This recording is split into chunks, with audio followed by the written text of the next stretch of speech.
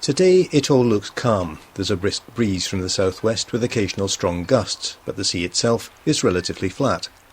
But it isn't always like this. Storms can blow up suddenly, and when combined with a heavy sea and spring tides like here, it can cause considerable damage.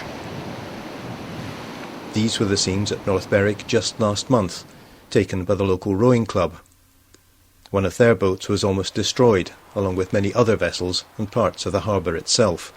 Well, yes, indeed. North Berwick is one of the 28 sites that will be, covered by this. So it's important that we do provide that additional information to take account of where we have high tides combining with storm surge. It wasn't a huge storm surge that affected us in the most recent flood, but it was substantial enough when combined with a high tide and strong winds from the southeasterly direction to do damage to a number of our harbours. And obviously North Berwick did sustain quite significant damage to one of the breakwaters, so that's important to protect the town. Meteorologists warn that we could be in for more disruptive weather and more damaging storms in the future. Yeah, I mean, obviously we've seen some tremendous storms over the last several years or so which have had a big impact in the northeast and also eastern parts of Scotland, and with the looking at climate change in the future, we're predicting more frequent storms at times and potentially some stronger storms which will cause even more problems. So a service like this where we can get a message out very quickly is a good thing at least. It's all about giving people advance warning. So across parts of the Firths of Forth and the Firths of Tay, there are 28 new flood warning areas as part of this new coastal flood warning scheme.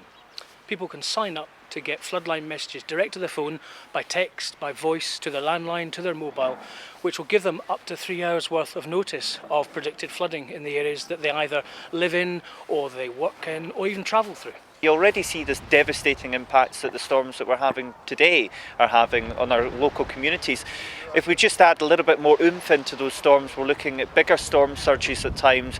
Coastal flooding will probably become a bigger issue. Of course, we've got the sea levels rising as well. That added on to these bigger storms, and we could potentially be looking at more damaging storms in the future. So anything that helps people prepare more for that, give them more lead warning time, the better. This morning here in Portobello, we saw up to 100 and 120 children all walking along here to school in the morning. Getting a coastal flood warning for this area will help people who are thinking about which route to take their kids to school and avoid extra hazards. We all have to adapt to a changing climate.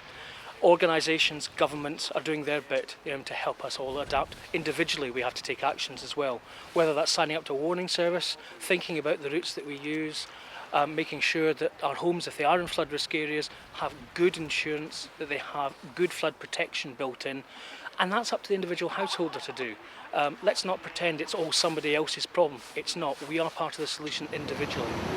Signing up to the Floodline service is free, but it could save homeowners along the coast from considerable expense and heartache.